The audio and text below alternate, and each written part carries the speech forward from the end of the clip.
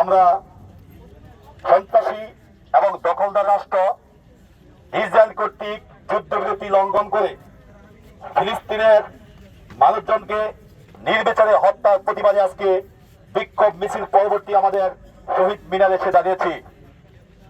আমাদের কান্না পায় যখন দেখি আমাদের ফিলিস্তিনের নিষ্পাপ মাসুম বাচ্চারা কোন রকম পাপ না করে, কোন রকম অপরাধ না করে এই সন্ত্রাসী রাষ্ট্রের বোমার আঘাতে তারা অকালে প্রাণ হারায়।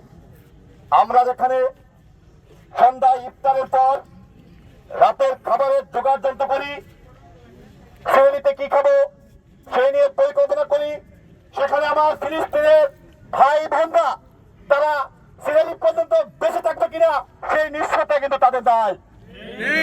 আমরা অতীতে এই বর্বর এবং সন্ত্রাসী রাষ্ট্রের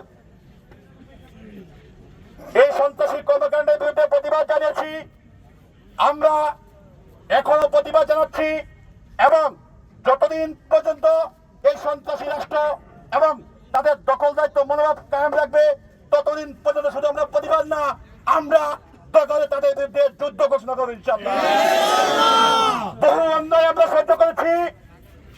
জাতিসংঘ নামে যে মূল সংগঠন, এই সংগঠন আমাদেরকে মানবতা শিখাতেছে, আমাদের বাংলাদেশে মানবতার সবক নিয়ে আসে, কিন্তু যেখানে মানবতা লঙ্ঘন হচ্ছে সেখানে তাদের কোন রকম কার্যক্রম আমাদের সামনে চোখে পড়ে না।